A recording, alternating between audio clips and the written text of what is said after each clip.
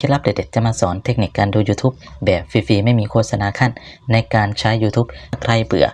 โฆษณาเวลาพังเพลงพังพอดแคสต์ปิดหน้าจอได้ยังพังเพลงต่อได้หรือเคล็ดลับการเล่น YouTube แบบหน้าต่าง pop up หรือใช้งานแอปอื่นไปพร้อมกันดาวน์โหลดแอปตัวนี้เราเข้าไปที่ดำเนินการต่อครับที่แถบค้นหาใน YouTube เราต้องการดูต้องการฟังคลิปวิดีโอตัวไหนก็สามารถเสิร์ชหรือค้นหาได้เลยครับนั้นก็ไปดูเคล็ดลับการพังเพลงพังพอดแคสต์แบบง่ายๆออกไปได้เลยครับโอเคเขาก็จะโชว์หน้าต่างการเล่นปรากฏขึ้นมาแบบนี้เราต้องการหยุดหรือว่าต้องการเปิดก็แตะแบบนี้ต้องบอกประโยคนี้จริงมากๆนะครับใจไม่ดีคุณเครียดนะครับเล่น Facebook ก็แตะไปเล่นปกติครับพอเครียดกว่าเดิม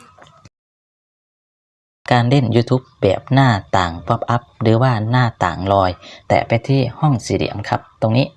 ออกจากแอปได้เลยครับหน้าต่าง pop up หน้าต่างลอยก็จะปรากฏขึ้นมาแบบนี้เราต้องการให้ไปอยู่จุดไหนข้างล่างข้างบนตรงกลางก็ทำได้ครับ